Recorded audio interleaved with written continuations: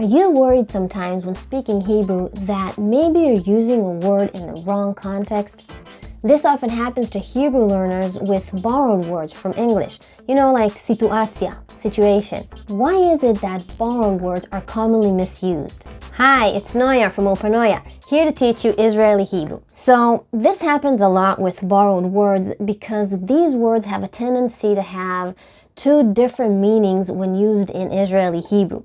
One meaning when they're used in their English-sounding version, and another meaning when they're actually translated into Hebrew. Hebrew learners are often not aware of this, and then sometimes they use these words in the wrong context.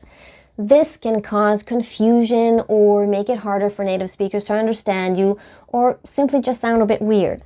If Hebrew is not your mother tongue, there's a good chance you're making these mistakes.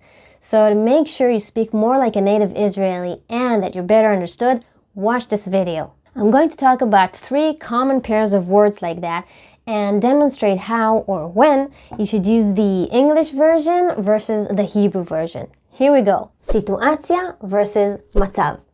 These 2 words both mean situation. So what's the difference? The Hebrew word Matab is usually used to talk about an ongoing situation or state or condition or even status. The borrowed word situacja, on the other hand, is usually used for something that's happening at a specific point in time. It's usually a much shorter situation than matzav. Here's an example.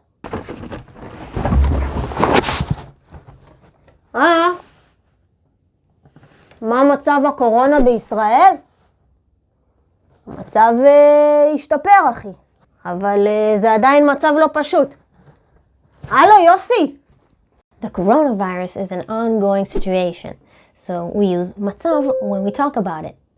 Another example. Why, הדירה שלנו במצב מזעזע. כל הקירות דולפים. Here we're talking about a condition, so again we'll use matzav. What about סיטואציה? תקשיבי, הייתה לי עכשיו הסיטואציה הכי מביכה בחיים. Situacja works here because it's an occurrence, kind of an event or incident that happened and is now over. Now, it's not like situacja and matzav are not interchangeable at all, because sometimes they are. But to be on the safe side and avoid weird mistakes, I would recommend this clear distinction. And for all of you English speakers, it's not situacja, it's situacja.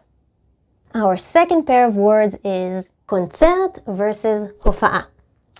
When we talk about a concert in English, it can be of any type of music, right? Pop, rock, blues, jazz, classical. But in Hebrew, when you say concert, you're talking about classical music. No one's going to a Coldplay concert. יש קונצרט של סטינג. קונצרט של סטינג? מה ינגן? מוצרט? לא, שירים של סטינג. Every breath you take. לא קונצרט, הופעה. So any type of music performance that isn't classical is called הופעה. So from now on, when you're going to see your favorite band perform, you're going to a הופעה. Our third and last pair of words is student versus תלמיד. These 2 words both mean student. So how should we use them differently? We use the borrowed word student when we talk about someone who attends the academy, university, college. Otherwise, you want to use the Hebrew word, talmid. Talmid is good for children and youth in the education system. It's good for anyone who's attending a language course, taking guitar lessons, or any other course or classes that aren't academic. So, academy, student, anything else, talmid. That's it. I hope you're excited about going out there and using these words now that you know exactly when to use them. Let me know in the comments if you remember a situation where you're using one of these words or any other Hebrew word in the wrong context and how you learned the right one. If you haven't already, make sure to subscribe to my YouTube channel and join my Facebook page, UlpaNoya.